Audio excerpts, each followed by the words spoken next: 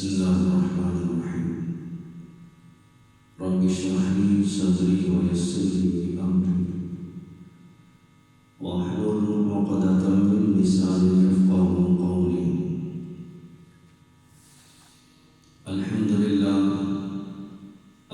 لله وكفى وسلام على سيد الأنبياء والمرسلين أما بعد فأعوذ بالله من الشيطان الرجيم بسم الله الرحمن الرحيم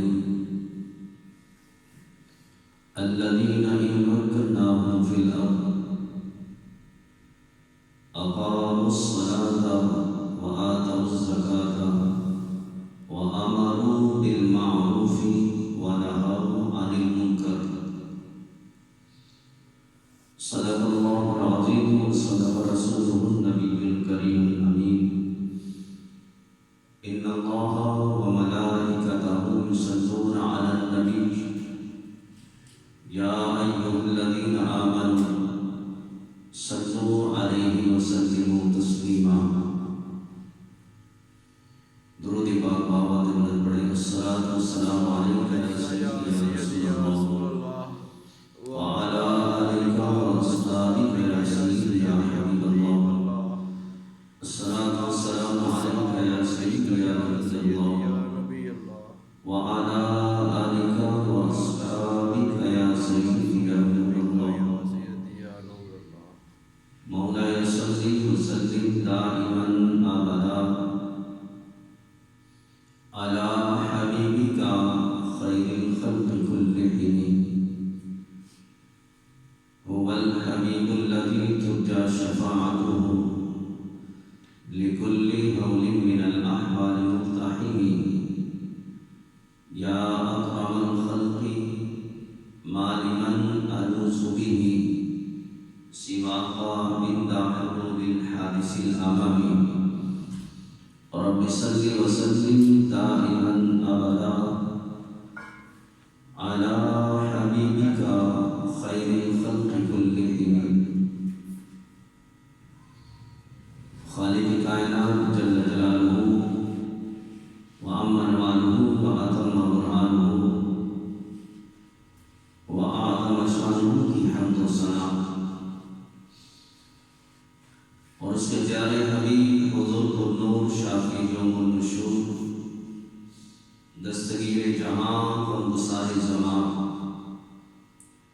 سید سروران حبیب قصا قائد المرسلین شفیع المذنبین رحمت للعالمین جناب احمد مجتبی حضرت محمد مصطفیٰ صلی اللہ تعالی علیہ وسلم کی بارگاہ میں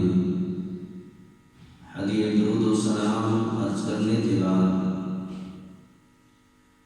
رب کائنات جل شانہ کا بے حد فضل عظیم ہے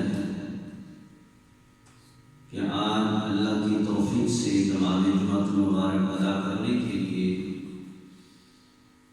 ہم سب دوست حاضر ہیں. دعا ہے خالق کائنات جل شانہ میری اور آپ سب کی اس آدمی کو اللہ اپنی بارگاہ میں شرف قبولیت عطا فرمائے اور خصوصاً خالق کائنات جل شانہ مجھے حق سچ بیان کرنے کی اور ہم سب کو سن کر اس پر عمل کرنے کی بھی اللہ توفیق عطا فرمائے.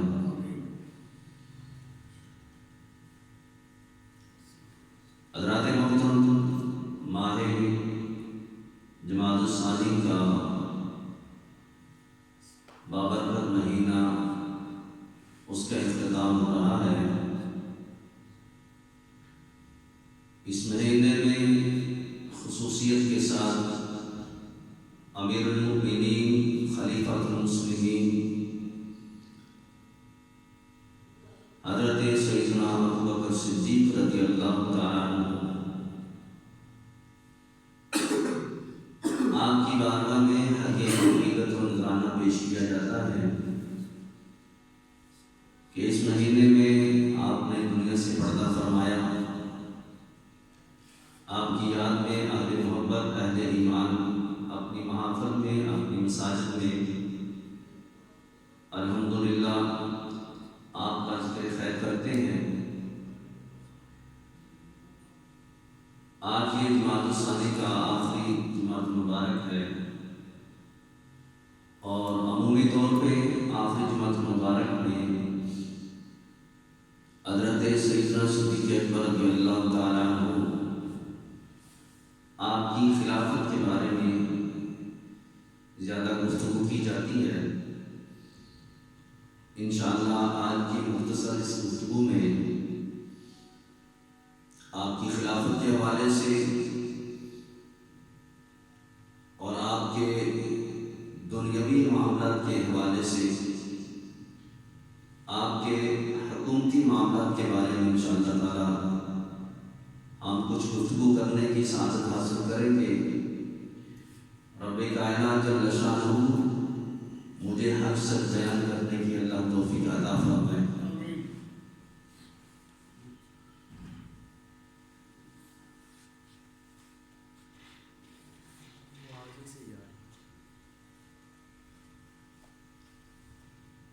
حضرت محترم حضرت سیدنا صدیق اکبر رضی اللہ تعالیٰ عنہ آپ کی عظمت و شان حضور علیہ السلام کے دور مبارکہ سے اب تک اہل ایمان بیان کر رہے ہیں۔ ہم اپنی طرف سے آپ کے ساتھ عقیدت و محبت کے لحاظ سے کلام کرتے ہیں، لیکن جو رب تعالی جل شانہ نے آپ کو مقام و مرتبہ عطا فرمایا ہے، ہم اس کو کما حقہ بیان تو نہیں کر سکتے، لیکن اپنی طرف سے عقیدت و محبت کا اظہار کرتے ہیں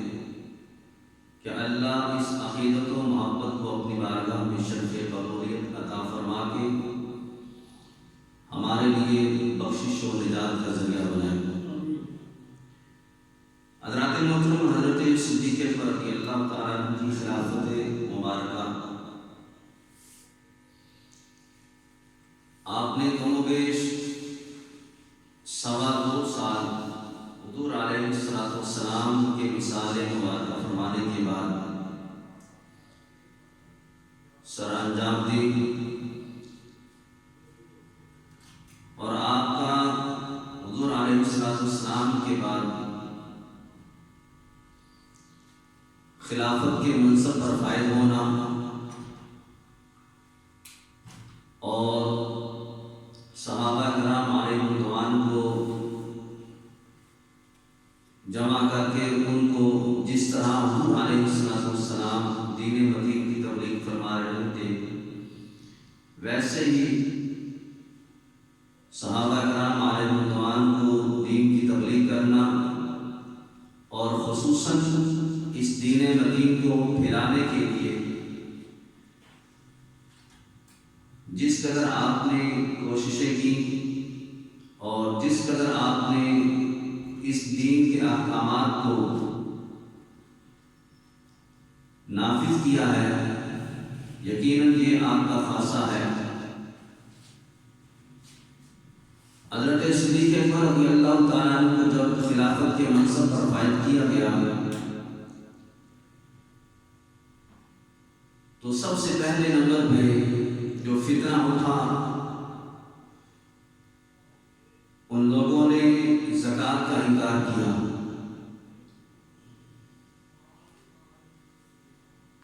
کہ ہم لوگ نماز تو ادا کریں گے لیکن زکوٰۃ نہیں دیں گے۔ انہوں نے زکوٰۃ کو اپنے اوپر ایک بوجھ تصور کیا،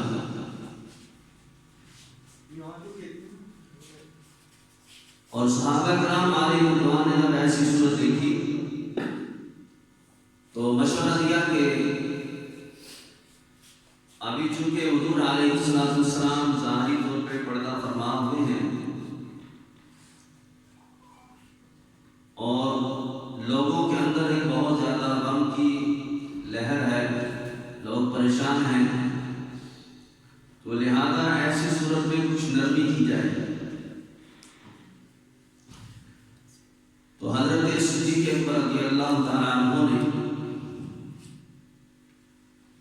جو اس موقع پہ اپنا کردار ادا کیا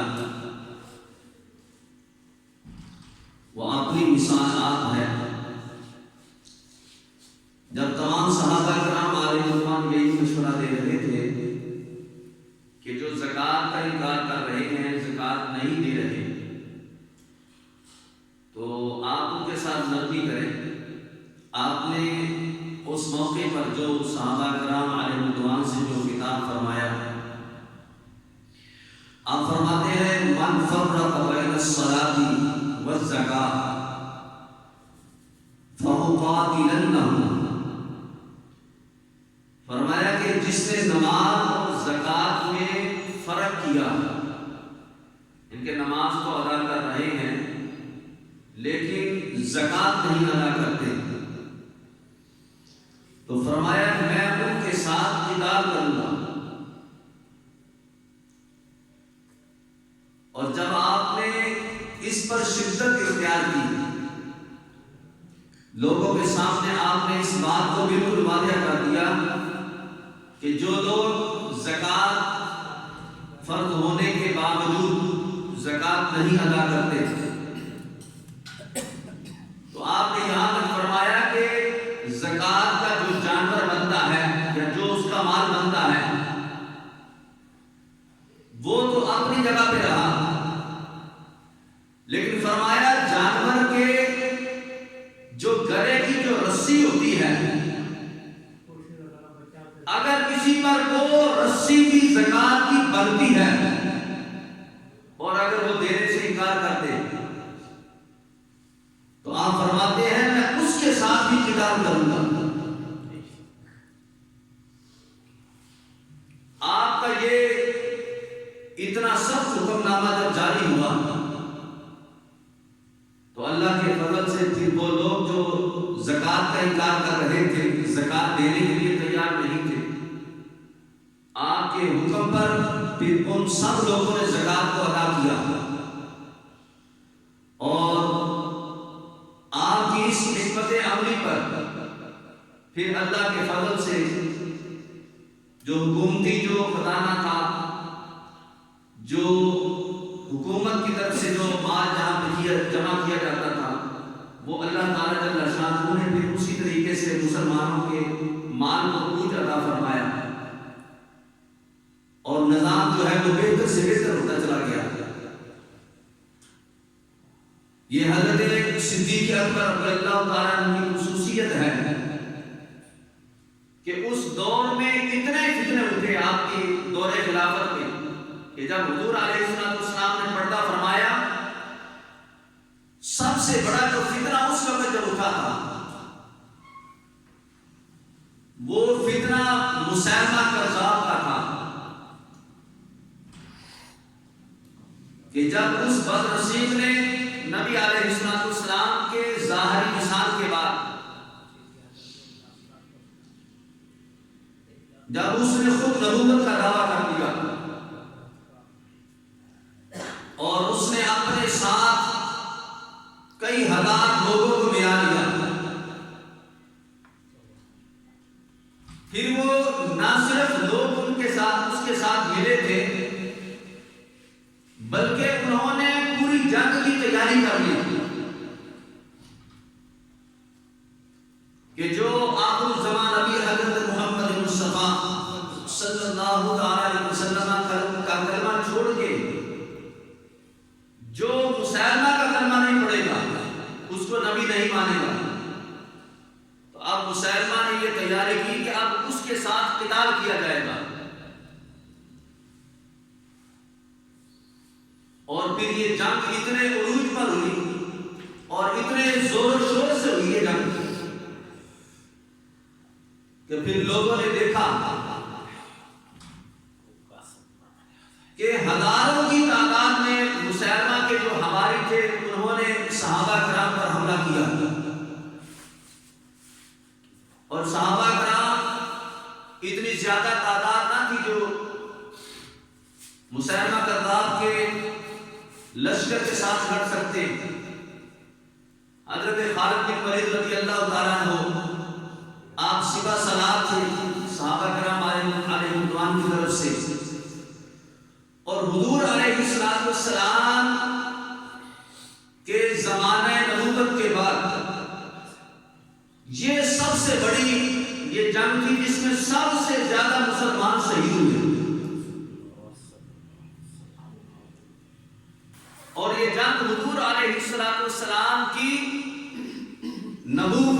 حفاظت کے لیے جنگ ہوئی تھی. جیسے عموماً آج کل ہم لفظ سنتے ہیں ختم نبوت کا، اور آج بھی کچھ لوگ اس حوالے سے ہمارے نبی علیہ السلام کی ختم نبوت پر حملہ کرنے کے لیے طرح طرح کے اقدامات کرتے رہتے ہیں، اور اہل ایمان اہل محبت الحمدللہ اپنی طرف سے ایسے ہر نامراد ارادے کو رد کرنے کی بھی کوشش کرتے رہتے ہیں. اور الحمدللہ علماء کرام اپنی اپنی جگہ پہ ڈیوٹیاں دے کے مسلمانوں کو سمجھاتے ہیں کہ ہمارے نبی علیہ السلام کے بعد اب قیامت تو آ سکتی ہے لیکن کوئی اور نبی نہیں آ سکتا ہے. کوئی بندہ یہ تصور بھی کرے، خیال بھی کرے، سوچے بھی کہ شاید اللہ تعالیٰ کوئی نبی بھیج دے کہ ایسا سلسلہ ہو جائے تو ایسا بندہ اسلام سے خارج ہو جاتا ہے. تو حضرت صدیق اکبر رضی اللہ تعالیٰ عنہ کے دور کے اندر یہ جو جنگ ہوئی، اللہ پاک جل شانہ نے حضرت خالد بن ولید رضی اللہ تعالیٰ عنہ کے ہاتھ پر مسلمانوں کو فتح عطا فرمائی. اور مسیلمہ جو ہے وہ اپنے ساتھیوں کے ساتھ مارا گیا، واسطے جہنم ہوا، اور اس کے ہزاروں ساتھی وہ بھی واسطے جہنم ہوئے، اور بقیہ جو بچے وہ بھاگ گئے، کچھ قید ہو گئے، اور کچھ نے ڈر سے اسلام کو دوبارہ سے قبول فرما لیا. تو بہرحال حضرت صدیق اکبر رضی اللہ تعالیٰ عنہ نے اپنے دور خلافت میں جو احکامات نازل کیے ان میں ان کی اپنی ذاتی رائے کوئی نہیں تھی. وہ وہی احکامات کو جاری فرماتے تھے جو قرآن اور احادیث کے اندر بیان کیے گئے ہیں. اور اللہ تعالیٰ جل شانہ نے قرآن کریم فرقان حمید میں جو ایک مسلمان حاکم کی جو نشانیاں بیان کی گئی ہیں وہ ساری حضرت صدیق اکبر رضی اللہ تعالیٰ عنہ کے اندر پائی جاتی ہیں. اللہ ارشاد فرماتا ہے الذین مکناہم فی الارض، کہ جب اللہ تعالیٰ جل شانہ کسی کو سلطنت عطا فرماتا ہے تو پھر ان لوگوں کی، ایمان والوں کی حالت کیسی ہوتی ہے؟ فرمایا اقاموا الصلاۃ وآتوا الزکاۃ. ایسا حاکم نماز بھی ادا کرنے والا ہے اور زکات بھی ادا کرنے والا ہے. یہ مسلمانوں کے حاکم کی نشانیاں قرآن نے بیان کی ہیں. سب سے پہلے نمبر پر فرمایا کہ جب اللہ اس کو حکومت عطا فرماتا ہے وہ نماز کی پابندی کرتا بھی ہے، نماز کی پابندی کرواتا بھی ہے. پھر دوسری نشانی بیان کی زکات کی کہ فرمایا وہ لوگ زکات ادا کرتے ہیں. اگر ان پر زکات بنتی ہے تو وہ حاکم خود بھی زکات ادا کرے گا، اور جن پر زکات بنتی ہے ان سے زکات کو وصول بھی کیا جائے گا. اور آگے فرمایا وَآمَرُوا بِالْمَعْرُوفِ، اور ان کی جو خصوصی نشانی ہے وہ کیا ہے؟ فرمایا وہ نیکیوں کا حکم دیں گے. اور چوتھی نمبر پہ جو نشانی بیان کی ہے فرمایا وَنَهَوْا عَنِ الْمُنکَرِ، اور وہ برائیوں سے روکنے والے ہیں. یہ چار علامات، چار نشانیاں اللہ نے قرآن کے اندر مسلمان حاکم کی بیان کی ہیں. اور حضرت صدیق اکبر رضی اللہ تعالیٰ عنہ کو اللہ نے یہ چاروں علامات اتنی کثرت سے عطا فرمائی تھی، اتنی کثرت سے آپ کو عطا فرمائی تھی کہ حضرت علی المرتضیٰ شیر خدا رضی اللہ تعالیٰ عنہ آپ سے سوال کیا گیا کہ اے علی رضی اللہ تعالیٰ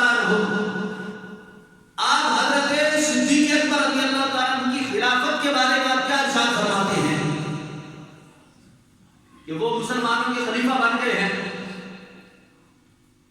تو آپ کا اس کے بارے میں کیا ارادہ ہے، کیا آپ کی رائے ہے؟ آپ بھی تو بڑی شانوں والے ہیں، حضور علیہ السلام نے آپ کی بڑی عظمت و شان کو بیان کیا ہے، تو آپ اس کے بارے میں کیا کہتے ہیں؟ تو حضرت ابوبکر صدیق رضی اللہ تعالیٰ عنہ نے ہمارے نبی علیہ السلام کے حوالے سے بڑا پیارا جواب عطا فرمایا۔ فرمایا دیکھو، ہمارے آقا و مولا حضرت محمد مصطفیٰ صلی اللہ تعالیٰ علیہ وسلم نے اپنی زندگی کے اندر اپنے مصلی پر حضرت ابوبکر صدیق کے علاوہ کسی اور کو آنے کی اجازت نہیں عطا فرمائی۔ یہاں تک کہ ایک موقع پر حضرت ابوبکر صدیق تھوڑے سے لیٹ ہو گئے اور حضور علیہ السلام بیماری کی وجہ سے آپ اپنے مصلی پہ نہ آ سکے، تو لوگوں نے گمان کیا کہ نماز کا وقت گزر رہا ہے، تو صحابہ کے باہمی مشورے سے حضرت فاروق اعظم رضی اللہ تعالیٰ عنہ کو مصلی پہ کھڑا کر دیا گیا۔ تو جب حضرت ابوبکر حضرت فاروق اعظم رضی اللہ تعالیٰ عنہ نے جب امامت کا ارادہ فرمایا اور جب آپ تکبیر کہہ رہے تھے، تو حضور علیہ السلام نے اپنے حجرے مبارکہ کے اندر جب آپ کی آواز کو سنا، چونکہ آپ تھوڑا جلال رکھتے تھے، آپ کی آواز بلند تھی، حضرت صدیق اکبر رضی اللہ تعالیٰ عنہ کے اندر جلال کم تھا، جمال زیادہ تھا۔ ہر بندے کی اپنی اپنی شخصیت ہوتی ہے، تو جب حضرت فاروق اعظم رضی اللہ تعالیٰ عنہ نے تکبیر پڑھی تو حضور علیہ السلام نے اپنے حجرے مبارکہ سے فرمایا کہ میرا ابو بکر کہاں ہے؟ ابو بکر کے ہوتے ہوئے کسی اور کو مصلی پر آنے کی اجازت نہیں ہے۔ تو حضرت صدیق اکبر رضی اللہ تعالیٰ عنہ نے ہمارے نبی علیہ السلام کے زمانے مبارکہ کے اندر کم و بیش 17 نمازوں کی جماعت کروائی، لیکن حضور علیہ السلام نے اپنی زندگی کے اندر ابو بکر کے علاوہ کسی اور کو یہ اجازت نہ عطا فرمائی کہ وہ میرے مصلی پہ آئے اور آ کے نماز پڑھائے۔ تو حضرت علی فرماتے ہیں جس طرح حضور علیہ السلام نے اپنی زندگی کے اندر دینی معاملات میں عبادت کے اندر حضرت صدیق اکبر رضی اللہ تعالیٰ عنہ کو ہمارا امام مقرر فرمایا تھا، فرمایا اسی طریقے سے ہم نے دنیاوی معاملات کے اندر بھی حضرت ابوبکر صدیق کو اپنا امام مقرر فرما دیا ہے۔ آج کچھ لوگ حضرت صدیق اکبر رضی اللہ تعالیٰ عنہ سے بغض کی وجہ سے وہ طرح طرح کے اعتراضات کرتے ہیں، لیکن حضرت علی المرتضیٰ شیر خدا رضی اللہ تعالیٰ عنہ آپ کیا ارشاد فرماتے ہیں؟ فرمایا جس طرح حضور نے ہمارے لیے دین کے اندر ابو بکر کو امام منتخب کیا، دینی معاملہ زیادہ سخت ہے، تو فرمایا اسی طریقے سے ہم نے دنیاوی معاملات کے اندر بھی حضرت ابوبکر صدیق کو اپنا امام منتخب کر لیا ہے۔ اب دوسری رائے کی اجازت نہیں ہے۔ اب یہ نہیں ہو سکتا کہ کوئی بندہ کہ اتنا فلاں کی زیادہ فضیلت تھی تو اس کو خلیفہ بننا چاہیے تھا، فلاں کی زیادہ فضیلت تھی تو اس کو خلیفہ بننا چاہیے تھا۔ جس کی زیادہ فضیلت تھی میرے نبی نے اسی کو اپنا مصلی عطا فرمایا، اور جس کی زیادہ فضیلت تھی نبی کے بعد اسی کو صحابہ نے اپنا امام مقرر فرما دیا تھا۔ اب ایسا نہیں تھا کہ حضرت صدیق اکبر رضی اللہ تعالیٰ عنہ آپ خود امام بن گئے ہو، بلکہ نہیں، آپ فرماتے ہیں میں تمہارا خلیفہ مقرر کیا گیا ہوں، میں خود نہیں خلیفہ بنا، مجھے تم سب نے اپنا خلیفہ مقرر کر لیا ہے۔ اور آپ عاجزی فرماتے ہیں، عاجزی کرتے ہوئے کہتے ہیں کہ میں تو تم سے کم فضیلت والا ہوں، حالانکہ آپ کی فضیلت نبیوں کے بعد سب سے زیادہ ہے۔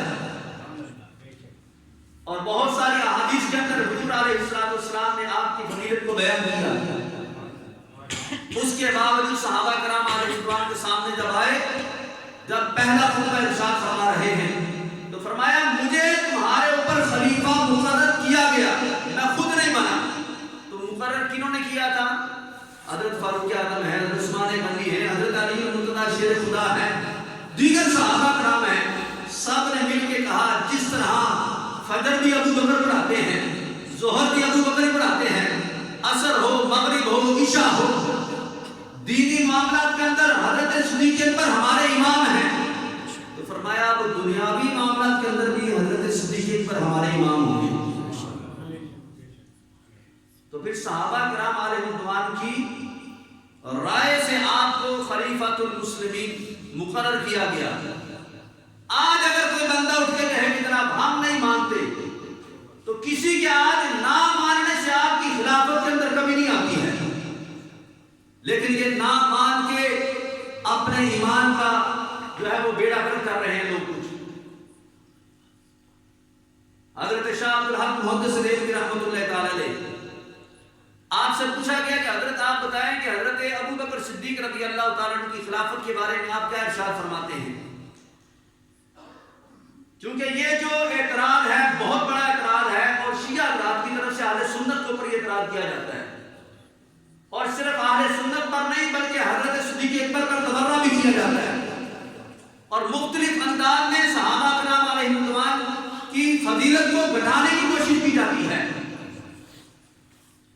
اور سادہ جو مسلمان ہیں بیچارے, وہ ان کی ہاں میں ہاں ملا کے اپنے ایمان کو خراب کر رہے ہوتے ہیں. حضرت شاہ عبدالحق محدث دہلوی رحمۃ اللہ تعالی علیہ,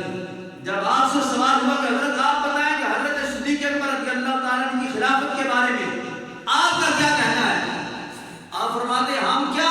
رائے دیں, کیا ہم کہنے والے ہیں, جو صحابہ کرام علیہ رضوان نے ترتیب مقرر کی ہے وہی ہمارا عقیدہ ہے, وہی ہمارا نظریہ ہے. بھی صحابہ نے حضرت ابو بکر صدیق کو اپنا پہلا خلیفہ مانا, ہم نے بھی مان لیا. پھر ان کے بعد حضرت فاروق اعظم رضی اللہ تعالیٰ عنہ کو خلیفۃ المسلمین مقرر کیا گیا. جب سب صحابہ نے مان لیا تو ہم نے بھی مان لیا. پھر اس کے بعد حضرت عثمان غنی رضی اللہ تعالیٰ عنہ کو خلیفۃ المسلمین مقرر کیا گیا. جب سب صحابہ نے ان کو مان لیا اپنا خلیفہ تو ہم نے بھی مان لیا. پھر ان کے بعد چوتھے نمبر پر حضرت علی مرتضی شیر خدا رضی اللہ تعالیٰ عنہ کو خلیفۃ المسلمین مقرر کیا گیا. فرمایا جس طرح سب صحابہ نے حضرت علی کو چوتھا خلیفہ مانا ہے, اسی طریقے سے فرمایا ہم نے بھی حضرت علی مرتضی کو چوتھا خلیفہ مقرر کر دیا ہے. اور پھر حضرت امام حسن آئے, اور جہاں پہ آ کے جو ہے وہ خلافت راشدہ مکمل ہو گئی. پھر اس کے بعد آپ نے حضرت امیر معاویہ رضی اللہ تعالیٰ عنہ کے ہاتھ کے اوپر بیعت کر کے یہ خلافت جو ہے وہ ان کے سپرد کر دی. اور میرے نبی علیہ السلام کی وہ غیب کی خبر جو آپ نے اپنی زندگی میں عطا فرمائی تھی, فرمایا تھا کہ میرا بیٹا یہ حسن جو ہے یہ دو مسلمانوں کے بڑے گروہوں کے اندر صلح کرنے کا سبب بنے گا. اس وقت جب حضرت علی مرتضی شیر خدا رضی اللہ تعالیٰ عنہ جب خلیفہ تھے,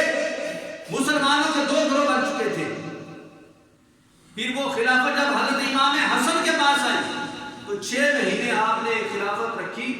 اس کے بعد آپ نے جو ہے وہ خود جو ہے وہ حضرت امیر معاویہ رضی اللہ تعالیٰ عنہ کے ہاتھ پر بیعت کر کے جتنے بھی آپ کے ساتھی تھے, صحابہ تھے, تابعین تھے, جتنے بھی مسلمان تھے, سب کو حضرت امیر معاویہ رضی اللہ تعالیٰ عنہ کے ماتحت فرما دیا. پھر مسلمانوں کے جو سب سے پہلے جو بادشاہ بنے, خلافت راشدہ جہاں پہ ختم ہو گئی حضرت امام حسن کے. عموماً آپ یہ نام سنتے ہو خلافت راشدہ کے بارے میں, تو یہ خلافت راشدہ حضرت امام حسن پہ ختم ہو گئی. اور آپ نے حضور علیہ السلام کا وہ فرمان دو گروہوں کو صلح کروانے والا, تو آپ نے حضرت امیر معاویہ رضی اللہ تعالیٰ عنہ کے ہاتھ پہ صلح کر کے تو دونوں مسلمانوں کے گروہوں کو ایک مسلمانوں کا بڑا گروہ بنا دیا. تو پھر مسلمانوں کے جو سب سے پہلے جو بادشاہ مقرر ہوئے وہ حضرت امیر معاویہ رضی اللہ تعالیٰ عنہ تھے. یہ حضرت امیر معاویہ رضی اللہ تعالیٰ عنہ قاتل وحی بھی ہیں, یعنی کہ قرآن پاک جب نازل ہوتا تھا تو حضرت امیر معاویہ رضی اللہ تعالیٰ عنہ حضور علیہ السلام کے حکم کے مطابق ان آیات کو لکھتے بھی تھے، کتابت بھی کرتے تھے۔ آج کچھ لوگ آپ کی ذات پر بھی بہت اعتراضات کرتے ہیں، شیعہ حضرات حضرت امیر معاویہ رضی اللہ تعالیٰ عنہ کے بارے میں بڑی بکواسات کرتے ہیں۔ تو بہرحال جو بھی صحابی ہے اور جن کا خاتمہ ایمان پہ ہوا، الحمدللہ اہل سنت اہل ایمان ان کو صحابی مانتے ہیں، اور ان کی مثل اب کائنات کے اندر کوئی دوسرا بندہ پیدا نہیں ہو سکتا ہے۔ تو بہرحال حضرت امام حسن رضی اللہ تعالیٰ عنہ نے اپنا جو کردار عطا فرمایا وہ آپ کی شان کے مطابق تھا، اور حضرت امیر معاویہ رضی اللہ تعالیٰ عنہ خلیفہ پھر جو ہے مسلمانوں کے پہلے بادشاہ مقرر ہوئے، اور پھر ان کے آگے سے جو ان کا جو بیٹا تھا یزید پھر وہ مسلمانوں کا حکم بنا۔ تو پھر جہاں پہ آ کے وہ جو آپ کو پتا ہے کہ جو بدر کے میدان میں جو حضرت امام حسین کے ساتھ جو جنگ ہوئی تھی، جہاں پہ آ کے ہوئی تھی کہ اس نے جب اس خلافت کے اندر، جب اس نے اس حکومت کے اندر جب تبدیلی کرنا چاہی، نمازوں کا انکار کر دیا اور بہت سارے معاملات کا اس نے انکار کر دیا، تو پھر حضرت امام حسین رضی اللہ تعالیٰ نے فرمایا کہ ہم تمہاری حکومت کو نہیں تسلیم کریں گے، اس لیے کہ تمہاری حکومت اسلام کے خلاف ہے۔ اور آج ہم بھی دیکھیں ذرا کہ ہماری اس حکومت کے اندر کیا کچھ ہو رہا ہے، ہماری اس حکومت کا نظام جو ہے وہ کتنا اسلام کے مطابق ہے۔ حضرت امام حسین رضی اللہ تعالیٰ نے اپنا کنبہ سارا قربان کروایا اس وجہ سے کہ یہ نظام جو ہے وہ اسلام والا نظام نہیں، اپنے بیٹے قربان کر دیے، اپنا جناب علی خاندان کے کم و بیش 18 جو ہے وہ صحابہ کرام شہید ہوئے، بچے بھی تھے اس میں، بڑے بھی تھے۔ یہ حضور علیہ السلام کے وہ مطلب کہ گھر والے 18 افراد شہید ہوئے جو حضرت امام حسین کے ساتھ میدان کربلا میں گئے، اور پھر ان کے علاوہ جو صحابہ کرام جو شہید ہوئے ان کی قلادہ سے تعداد ہے۔ تو یعنی کہ یہ پتہ چلتا ہے کہ جب نظام اسلام کے خلاف ہو تو پھر وہاں پہ مسلمانوں کو اپنا کردار ادا کرنا چاہیے۔ حضرت ابو بکر صدیق رضی اللہ تعالیٰ عنہ نے اپنے دور خلافت کے اندر جس انداز کے ساتھ آپ نے خلافت کو سر انجام دیا ہے وہ اپنی مثالات ہیں۔ اس کی ایک مثال میں آپ کے سامنے بیان کرنا چاہتا ہوں، جو آج کل بہت بڑا ایک اختلاف چل رہا ہے مسلمانوں کے درمیان اور شیعہ حضرات کے درمیان۔ جو تھوڑا وہ دین کو سمجھنے والے ہیں، جو علماء کرام کو جو سننے والے ہیں، ان کو تو اندازہ ہوگا، جو بالکل سادہ مسلمان ہیں، سادہ لوگ ہیں، جو زیادہ مطلب علماء کرام کی تقاریر نہیں سنتے، اتنے مسائل نہیں سنتے، ہو سکتا ہے کہ ان کے علم میں یہ باتیں نہ ہوں۔ حضرت صدیق اکبر رضی اللہ تعالیٰ کا جب دور خلافت آیا تو ہمارے نبی علیہ السلام کی پیاری صاحبزادی حضرت فاطمہ الزہرا رضی اللہ تعالیٰ عنہا، آپ نے قاصد بھیجا اور کہا کہ اے ابو بکر، میرے بابا جان کا انتقال ہو گیا ہے، یعنی کہ حضور علیہ السلام دنیا سے پردہ فرما گئے، اب جو وراثت میں ہمارا حصہ بنتا ہے وہ ہمیں عطا کیا جائے۔ بہت بڑا مسئلہ ہے آج کے دور کے لحاظ سے، اور اس مسئلے کو نہ سمجھتے ہوئے کثیر علماء کرام جو ہے وہ اس وقت اہل سنت سے کٹ گئے۔ بڑے بڑے جید علماء کرام، بڑے بڑے نامور علماء کرام اس مسئلے پہ آ کے انہوں نے جو ہے حضرت ابو بکر صدیق رضی اللہ تعالیٰ عنہ کے حکم کو نہ مان کے اہل سنت سے خارج ہو گئے، اور بد مذہب عقیدہ انہوں نے بھی اختیار کر لیا۔ حضرت فاطمہ الزہرا رضی اللہ تعالیٰ عنہا، آپ کا یہ پیغام جب حضرت ابو بکر صدیق تک پہنچا رضی اللہ تعالیٰ عنہ، آپ نے اپنا کوئی حکم نامہ نہیں جاری کیا، آپ نے حضور علیہ السلام کی حدیث کو بیان فرمایا، اور وہ حدیث پیارے آقا علیہ السلام کی، ابھی وہ حدیث حضرت فاطمہ الزہرا رضی اللہ تعالیٰ عنہ آپ تک نہ پہنچی تھی، وہ پیغام آپ تک ابھی نہیں پہنچا تھا، تو آپ نے فرمایا کہ اے فاطمہ رضی اللہ تعالیٰ عنہ، ہمارے نبی علیہ السلام کا فرمان ہے، فرمایا نحن معاشر الانبیاء لا نارث ولا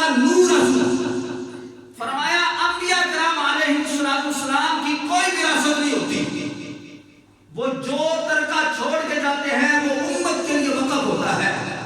اور فرمایا انبیاء کی جو وراثت ہے، فرمایا جو ہماری جو وراثت ہے، فرمایا وہ علم دین ہے، اور علم دین کا وارث ہم نے اپنی امت کے علماء کو بنا دیا ہے.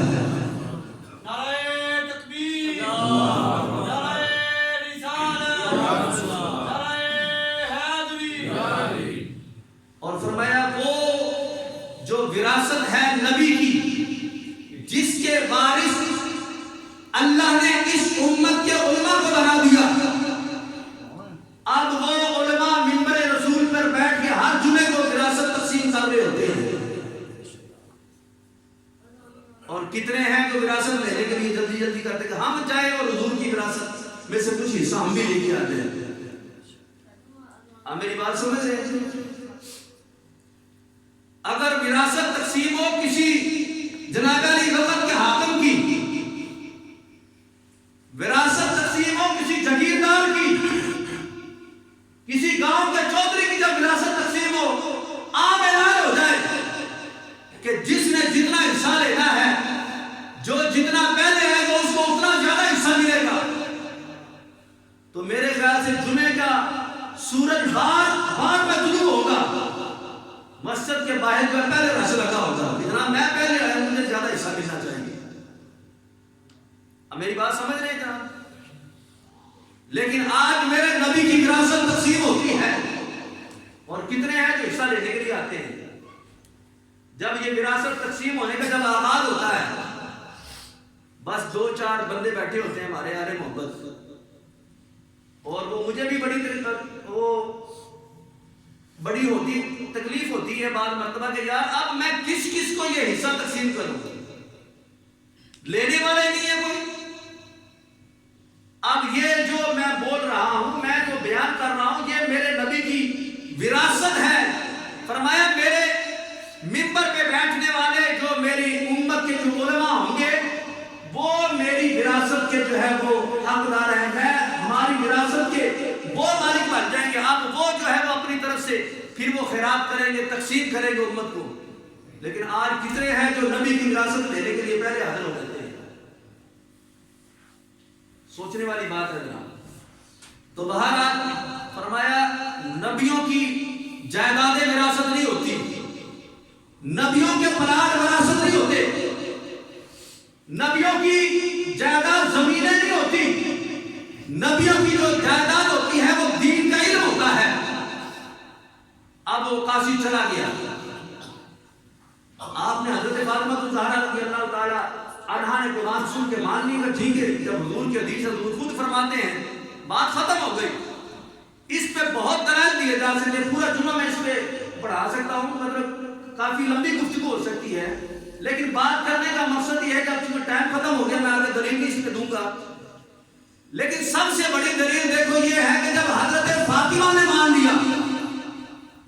اب پیچھے اعتراض کی بات تو رہ نہیں ہوگی. ان کے بعد آج 1400 سال کے بعد اس کے بندہ کے جناب حضرت صدیق اکبر نے آپ کا حق نہیں دیا. مجھے بتاؤ، جس کو رب نے اپنی جنت کی ملکہ بنا دیا ہو، میری بات سمجھ آ رہی ہے آپ کو؟ جس رب نے حضرت فاطمہ الزہرا رضی اللہ تعالی عنہا کو جنت کی مالکہ بنا دیا، جنت کے سارے خزانے آپ کے سپرد کر دیے،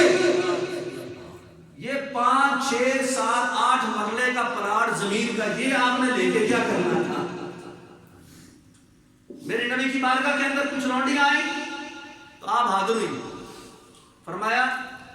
بابا جی میں سارا دن کام کرتی ہوں تو تھک جاتی ہوں، ہاتھوں پہ چھالے پڑ جاتے ہیں، مختصر مجھے ایک آدھ لونڈی کو غلام دے دیں جو میرے ساتھ کام کاج کیا کرے. تو میرے نبی نے فرمایا کہ اس سے بہتر نہ تجھے کچھ عطا کر دوں. فرمایا بابا جی وہ عطا فرما دے. فرمایا ہر نماز کے بعد 33 مرتبہ سبحان اللہ، پھر 33 مرتبہ الحمدللہ، اور 34 مرتبہ اللہ اکبر پڑھ لیا کرو. تو فرمایا سارے دن کی تھکاوٹ بھی دور ہو جائے گی، اور فائدہ کتنا ہوگا؟ اس صرف تمہیں فائدہ نہیں ہوگا، فرمایا قیامت تک آنے والے میرے ہر امتی کو فائدہ ہوگا. تو یہ ہے نبی کی وراثت. کوئی نوکر چاکر اگر دینا مقصود ہوتا تو حضور خود فرماتے ٹھیک ہے یہ 2 لونڈیاں آپ بھی لے جاؤ. بالفرض میں بات کرتا ہوں، اگر یہی موقع یہی بات اگر ابو بکر صدیق بیان فرماتے تو آج کے شیعہ تو جناب رو رو کے پیڑ پیڑ کے دونوں مر جاتے کہ دیکھو جی جناب ایک تو پلاٹ نہیں دیا، اوپر سے جناب یہ 2-4 لونڈیاں آپ کے حصے میں آتی تھی یہ بھی نہیں دی، تو مجھے بتاؤ یہ لونڈیاں نہ دینا یعنی کہ خاتمہ نہ دینا یہ تو حضور علیہ السلام نے خود انکار کیا۔ تو گویا کہ حضور علیہ السلام یہ نہیں چاہتے کہ میرے جو بچے ہیں، میری جو اولاد ہے، میرے جو گھر والے ہیں یہ دنیا کی کسی محبت کے اندر گرفتار ہو جائے۔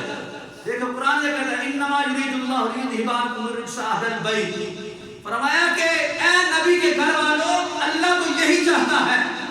تم سے ہر طرح کی ناپاکی کو دور فرما دیا جائے۔ اور پھر اللہ تعالی جل شانہ نے دیکھو ہر مسلمان کے اوپر جو ہے وہ صدقہ لینا جائز قرار دیا، جو بندہ مستحق ہے۔ جو صدقہ نافلہ وہ ہر بندہ لے سکتا ہے، جو صدقہ واجبہ ہے وہ جو مستحق ہے وہ بندہ لے سکتا ہے، لیکن فرمایا میرے گھر والوں میں سے، میری اہل بیت اطہار میں سے قیامت تک کے لیے فرمایا جو صدقہ واجبہ ہے وہ ان پر حرام ہے۔ دنیا کی دولت ہے نا، انکار کر دیا، فرمایا نہیں چاہیے ہمیں۔ تو جو رب بھی اپنے محبوب کے بچوں کو، میں اپنے محبوب کی آل اولاد کو دنیا کی دولت سے پاک رکھ رہا ہے،